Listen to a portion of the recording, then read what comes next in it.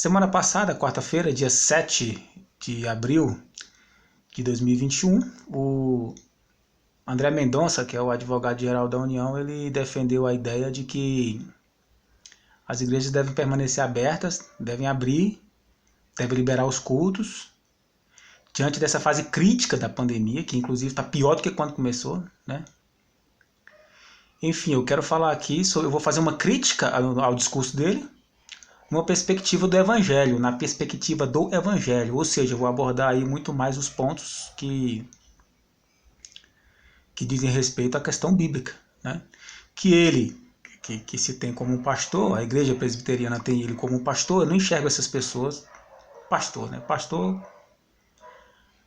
que é pastor, acho que não convida, não conclama as ovelhas a morrerem por algo que não seja a causa do evangelho. Eu não consigo ver essa defesa dele de abrir os cultos, né?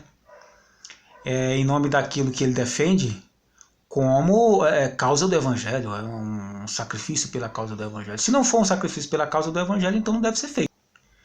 Ele já começa na sua fala se contradizendo, contrariando a própria fala dele, né? Porque ele diz que ali não se tratava de uma questão de vida ou morte, de defender vida ou morte, e sim de uma perspectiva, ele diz ele, né, na fala dele, se embola nisso aí, né? É uma perspectiva onde todo cristão é defensor da vida incondicionalmente. Mas se é defensor da vida incondicionalmente, como é que você pode conclamar as pessoas a saírem e se reunirem em templos para cumprir rituais religiosos, pelos quais Jesus não morreu por rituais religiosos, né? Você conclama ele diante de uma pandemia, diante da situação dessa, e diz que cristãos defendem a vida incondicionalmente. Então entra em contradição. Ele entra em contradição disso aí, não tem como escapar de uma contradição. É uma coisa assim muito inaceitável. E ele continua dizendo que todo cristão sabe e reconhece os perigos dessa doença terrível. Mas então, é uma doença terrível que se pega pela proximidade, pelas relações sociais, pelo movimento social, e tem que diminuir o máximo possível isso. Não é fechar todas as atividades. É deixar atividades essenciais no sentido da sobrevivência funcionando e as outras em lockdown.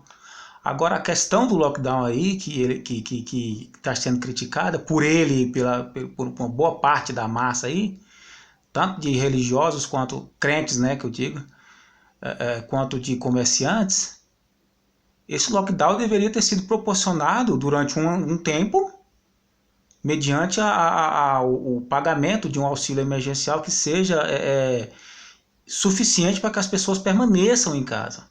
Nem o de 600 era tão suficiente assim, ainda mais agora um de 150 a 300 e pouco, dependendo da situação da família, da pessoa. Então, você retira a culpa do governo atual, que tem a responsabilidade de proporcionar o lockdown, e joga a culpa em quem? De quem é a culpa porque as coisas estão tão desandadas nesse sentido? Porque não pode proibir os templos de abrirem. Pode não, deve. Deve porque atividades religiosas não é essencial no sentido da sobrevivência. Então, se todo cristão, como ele diz, sabe que precisa tomar cuidados e cautelas, então a primeira coisa que um bom cristão ia defender é o fechamento das igrejas.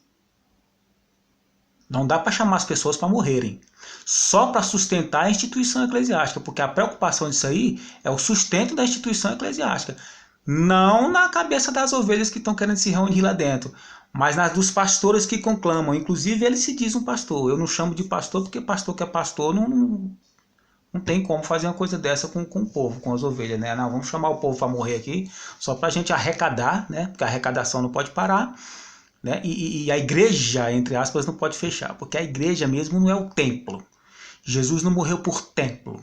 Jesus não morreu por religião chamada cristianismo, que de Cristo só carrega mais um nome. Ele morreu por gente.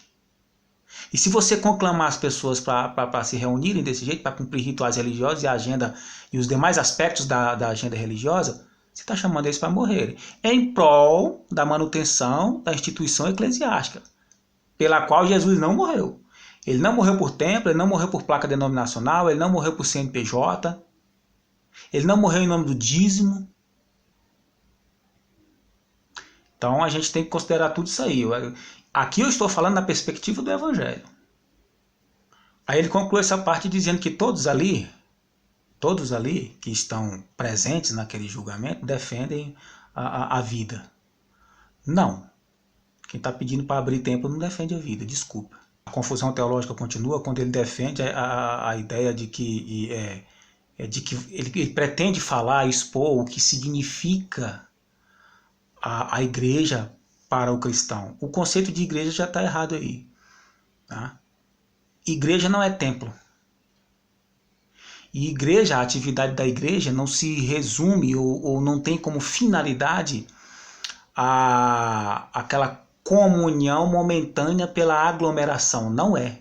Jesus não morreu para aglomerações. Agora, é bom que haja a reunião. Disso não tenho dúvida. Não tenha dúvida de que a reunião é importante. Porém, não é o essencial. Porque o templo mesmo de morada, como a Bíblia diz, do Espírito de Cristo, ou do Espírito Santo, é o corpo do homem, e não um templo. A própria Bíblia no Antigo Testamento já diz que Deus não habita em templos feitos por mãos humanas. E isso se repete em Atos dos Apóstolos. Estevão, o primeiro diácono, o primeiro mártir, após Cristo, né? Estevão diz isso. E Paulo, no mesmo livro de Atos, no capítulo 17, também repete: Deus não habita em templos feitos por mãos humanas. E é uma confusão tremenda você chamar templo de casa de Deus, porque você tem que explicar esse conceito de casa de Deus. Que casa de Deus é essa? Não há cristianismo sem casa de Deus, o André Mendonça fala. Mas Jesus não morreu por cristianismo. Já começa daí. E casa de Deus não é templo, como eu já falei. É o corpo do homem, é o corpo da pessoa. Não é templo. Você não pode construir uma casa para Deus. O único que construiu uma casa para Deus e que vale foi Cristo. Porque após a morte de Cristo, para cá, a casa, o templo de morada é o corpo do homem. É de carne e osso, não é de alvenaria, não é de pedra, não é nada a ver. Tem nada a ver com isso aí. Então ele usa dessa confusão que já foi feita há anos, há séculos e há milênios para poder estabelecer essa fala dele aí em favor da morte dos outros. Em favor da morte das ovelhas, porque das ovelhas de quem não é ovelha. Porque quem é ovelha, no sentido de que é crente, convive com quem não é ovelha, no sentido de que não é crente. Aí vai levar Covid-19 para os outros. Estão vivendo numa sociedade, então não adianta. Não adianta defender isso. Não dá. Então ele cita ali parte da Bíblia, que fala lá em Atos dos Apóstolos, que o pessoal se reunia e tudo mais. Ele diz que é para que as pessoas possam entender o valor da igreja. O valor da igreja, entendendo que igrejas são pessoas e não templos, é o valor da vida dessas pessoas. E na perspectiva do Evangelho, que eu resumo, sintetizo na fala de Jesus, que ele menciona o fato de que devemos amar os nossos inimigos e orar pelos que nos perseguem, a essência do Evangelho é isso aí. Você pode pegar isso aí, no sentido textual, como um núcleo rígido de todo o Evangelho. O resto pode ficar até como periférico. Porque isso isso que Jesus fala sobre amar o inimigo. Resta dúvida do que é abraçar a causa do Evangelho? Morrer pela causa de Cristo é morrer por esta causa. A causa do amor incondicional. Aí sim é incondicional. Amor incondicional é isso. Pode ser seu inimigo, mas você o ama e morre por ele. Esse é o Evangelho que ninguém quer abraçar nas igrejas. Não querem. Não me diga que querem, porque não querem. Não se prega isso lá dentro. Até falam. Porque palavras da Bíblia se repetem o tempo todo. O próprio diabo repetiu palavras da Bíblia para Jesus lá no deserto. Qualquer diabo repete palavras da Bíblia. Mas pegar essas palavras no seu significado original, básico, essencial, Não querem. Porque se pegar, no que diz respeito ao evangelho, é abraçar então a própria morte em favor da vida do outro. Então isso já requer uma negação de si próprio desde o início. Jesus Cristo diz em Mateus 16, aquele que quiser vir após mim, esvazie-se de si mesmo, ou seja, já morra, começa a morrer daí para os seus desejos, para o seu ego. Ego é o termo grego que significa eu, daí vem egoísmo, egocentrismo. Então você esvazie-se de si mesmo, ou seja, negue o seu ego, negue o si mesmo, e tome sua cruz, que significa morte voluntária no Novo Testamento, mas não como suicídio, sim como martírio, e me segue. Jesus diz isso. Então é uma confusão muito grande uma pessoa como o André Mendonça dizer, porque um outro ponto importante aqui que eu vou falar aqui, é que ele disse que os crentes, os religiosos, os cristãos não matam pela sua fé. Tem que conhecer a história do mundo, porque não é bem assim, né? Mas eles estão dispostos a morrer pela liberdade de culto. Em outras palavras, ele está dizendo assim, mas eles estão dispostos a morrer pela sua fé. É porque a prática de fé dessas pessoas não é a prática de fé de Jesus Cristo. Porque não basta ter fé em Jesus Cristo. Você tem que alcançar o nível da fé de Jesus Cristo. É a fé do próprio Cristo. Não é à toa que o apóstolo Paulo fala que Cristo é o autor e consumador da nossa fé. A Bíblia diz que Cristo é o autor e consumador da nossa fé. A forma da fé em Jesus, no sentido expressivo da fé, não é a mesma forma da fé de Abraão, que vive num outro contexto, que vive numa outra época, né? E que os anseios do homem são outros. À medida que o tempo vai passando, Deus vai se revelando e vai se mostrando. E ele mostra a sua imagem plena em Jesus Cristo. E Jesus Cristo é aquele que dá a cara a tapas em favor do inimigo que está matando ele. Isso é a essência do evangelho. Não tem a ver com questões materiais, com questões institucionais. Tem nada a ver. Se ele fosse brigar por instituição religiosa, ele não tinha contrariado o próprio judaísmo, que era a religião da qual ele nasceu. Percebe? Ele não teria morrido na cruz. Então citar Atos capítulo 2, no sentido de que os cristãos perseveravam no templo, isso não justifica. Não justifica. Essa fala do André Mendonça não se justifica com isso. Não tem base para isso. Até porque templo, Jesus não mandou construir templo. Templo no cristianismo é uma herança do judaísmo, ou seja, do Antigo Testamento. E também do Novo Testamento, ali, sinagogas e tudo mais que surgiram no período que a gente chama de intertestamentário. Mas Jesus não mandou ninguém construir templo. Não que não possa construir templo. Mas não é a essência da fé do Cristo. Isso é uma brincadeira diante da fé, da verdadeira fé, que é a fé consumada. A fé que expressada, que se expressou na vida de Cristo e na fala e na vida, no modo de se comportar, no modo de viver. Essa religião cristã que a gente entende aqui eu vou incluir catolicismo e protestantismo e tudo mais que se diz cristão, é uma brincadeira diante da vida de Cristo. Porque a fé do Cristo se manifesta no modo que Cristo viveu. E para mim vive, porque quando você lê ali, a vida de Cristo está ali expressiva, visível, nítida.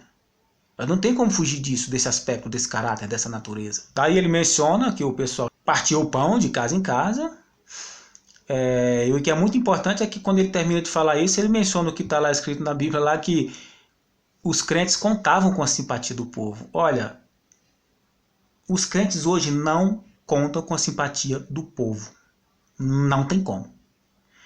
Tem que ser uma pessoa dotada de um desconhecimento. Então, tem que ser uma pessoa que tem uma personalidade pautada no desconhecimento da mente do próprio Cristo para simpatizar com religiosos que, diante de uma pandemia que se fortalece no movimento social, chama pessoas, conclama, convida essas pessoas a se reunirem, sendo que a aglomeração é indevida agora.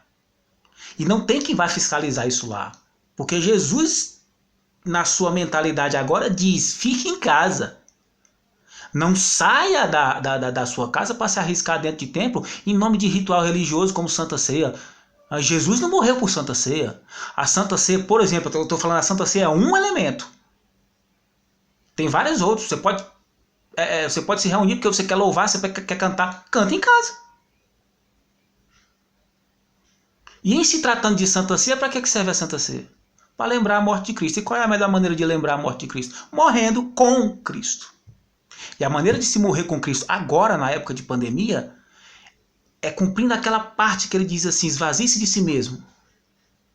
Ou seja, esvazie-se do meu ego, dos meus desejos. Então eu vou ficar em casa em respeito à vida alheia, em respeito à vida do outro. Esse é o evangelho. Não tem esse negócio de puxar a bola para si. Esses donos aí da igreja estão preocupados em arrecadar dinheiro. As ovelhas não. As ovelhas elas vão inocentemente, a maioria delas.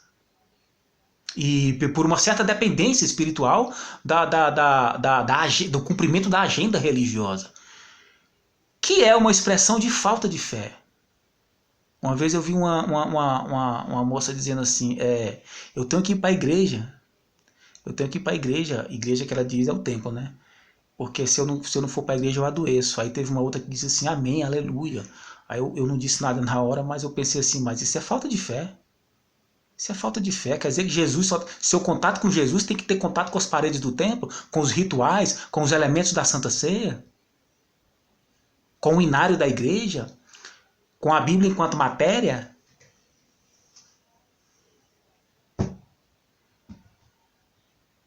Não, isso aí é falta de fé. A pessoa, por falta de fé, se sente agoniada, não porque tem gente morrendo, mas porque ela não consegue congregar. É uma fé muito pequena. É um Jesus muito fraco no coração de uma pessoa dessa. Não tem Jesus, tem mais. Ela abraçou o pacotão religioso e achou que abraçou a causa de Cristo. Quem abraçou a causa de Cristo nesses tempos, fica em casa se puder, a não ser que tenha que sair para trabalhar, porque para trabalhar, aí sim, aí não tem como. Tem gente que não está indo trabalhar. Ou outro, pelo menos assim, se for no sentido de que ela exerce as funções consideradas essenciais. Porque foi necessário os governos estabelecer, os estados, os municípios estabeleceram o que é necessário, o que é essencial e o que não é. É uma causa muito, é um problema muito específico essa coisa do coronavírus. Então tem que se estabelecer o que é essencial e o que não é. E o que não é essencial, mas pode funcionar como home office, está funcionando. O que não pode, não dá. Polícia, por exemplo, tem que estar na rua. Bombeiro tem que estar quartelado e na rua. Por aí vai. Postos de gasolina não pode parar. Bancos não podem parar totalmente. São coisas consideradas essenciais. Mercado fechado não dá também. Só que eu repito, na perspectiva do evangelho, isso nem entra. No que diz respeito a abrir templo. Que Jesus nem sequer mandou construir templo. Tem gente que pega a Bíblia e tenta justificar a construção desses templos. Não. Não tem justificativa ali não. Acabou. Da cruz de Cristo, da ressurreição de Cristo para cá, o templo de morada de Deus é o corpo do homem. Não tem desculpa. A não ser que a pessoa seja um mercenário. Ou então um desconhecedor, porque às vezes ele não é dono de uma igreja, porque as igrejas hoje têm dono. Mas ele pode ser uma pessoa. As pessoas defendem porque acham que a essência da espiritualidade delas é frequentar, cumprir a agenda semanal, religiosamente falando. Aí desvirtua a fé que Cristo consumou. Então este homem chamado André Mendonça citar movimentos na Bíblia, não tinha uma pandemia ali.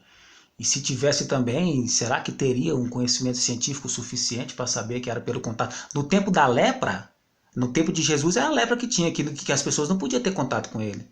O único que tinha contato com os leprosos era o próprio Jesus. A Bíblia apresenta um Jesus milagroso, que não só não se contagiava com a lepra dos outros, mas ainda os curava. Tá? Não é o que está acontecendo aqui hoje. Não é o que está acontecendo aqui hoje. Líderes religiosos que estão mandando as pessoas se reunirem em templos estão indo para os Estados Unidos se vacinarem. Então não é um milagre. O milagre da ciência não é o milagre de Cristo, não. Não confunda. Não é, não. Eu poderia explicar aqui o porquê, só não vai dar de fazer isso nesse vídeo aqui. A natureza do milagre que o crente deposita sua fé, sua crença, é diferente do milagre ou dos milagres feitos pela ciência. Porque se a ciência não mandasse nisso agora, então por que os crentes estão correndo para se vacinar? E tem que se vacinar mesmo. Porque se não vacinar, vai morrer. Então você se reunir em templos, como este homem está convocando, como Silas Malafaia fala também, aquele outro que estava pregando a violência aí, o Roberto Jefferson, né? Todas essas pessoas preocupadas aí, têm interesses nisso aí. Malafaia é mesmo um homem extremamente rico. Como é que ele adquiriu tanto dinheiro assim? Pela ignorância teológica e bíblica do povo. E ele se sente extremamente ameaçado por causa do vírus. Porque sem aglomeração, sem a frequência no templo, não dá para ficar fazendo lavagem cerebral o tempo todo, só pela televisão ou pela internet. Tem que ter assim, aquele calor humano, aquela atmosfera psicológica que leva o indivíduo a se entregar aquelas palavras enganosas de um falso evangelho, que não é o evangelho de Cristo, que faz com que o indivíduo arranca dinheiro do seu bolso, dinheiro tudo que tem e dá para quem já tem muito, que é o dono da igreja. Porque a igreja Vitória em Cristo, que é a do Malafaia, é do Malafaia, mas não é de Cristo. E o André Mendonça, continuando, aí fala sobre comunhão, porque aí a essência do cristianismo é comunhão. Comunhão no sentido de ajuntamento se torna praticamente nada diante da comunhão no sentido do respeito à vida do outro. Comunhão com o próximo, compaixão ele fala também. Compaixão com o próximo? Como é que você vai ter compaixão se está querendo matar os outros? Não tem uma fiscalização que vai ficar dentro dos templos verificando quem é que está com máscara, quem é que está sem máscara. Não tem. E o caso agora é grave. Tem variantes do vírus aí agindo de maneira, começando a se comportar de maneira diferente, e isso pode piorar. O governo federal, as vacinas andam sim, lento, de tartaruga. E o desenvolvimento do vírus, no sentido biológico, é bem mais rápido. O contágio é mais rápido. Então esse é um problema. Aí vem os religiosos criar mais outro problema. E em nome do Evangelho, na suposta causa de Cristo, não. Jesus não está preocupado com reunião em templos. Não nesse tempo. Concluo dizendo que se esse povo tivesse fé, eles teriam paciência. Paciência. Não estariam assim tão ansiosos, angustiados. Ai, que eu estou dentro de casa. Ai, que... Ué, Deus não é o Senhor do tempo? Então pronto. Então o seu tempo tem que estar na mão dele. E pronto, acabou. É aquietar o coração, a mente, o espírito e esperar. É isso. Isso é sinal de maturidade. No sentido da fé em Cristo e no sentido de se aproximar da fé do próprio Cristo.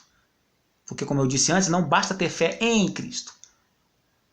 Tem que se alcançar o patamar da fé do próprio Cristo. Que é uma fé que se expressa de uma maneira que os crentes não querem. Porque aí sobra para aquele que abraça essa fé. Como sobrou para Cristo quando foi crucificado. A expressão da crucificação, o relato da crucificação de Cristo é a expressão da fé do próprio Cristo. Então Cristo não ficava buscando benefícios para ele, reivindicando direitos. Não está errado em reivindicar direito, mas tem que colocar um limite nisso aí. Como cidadão aqui, eu reivindico meus direitos, mas como, digamos assim, se eu me tivesse, eu não gosto de me chamar de cristão, porque cristão para mim é ser como Cristo é. E eu não conheço ninguém assim.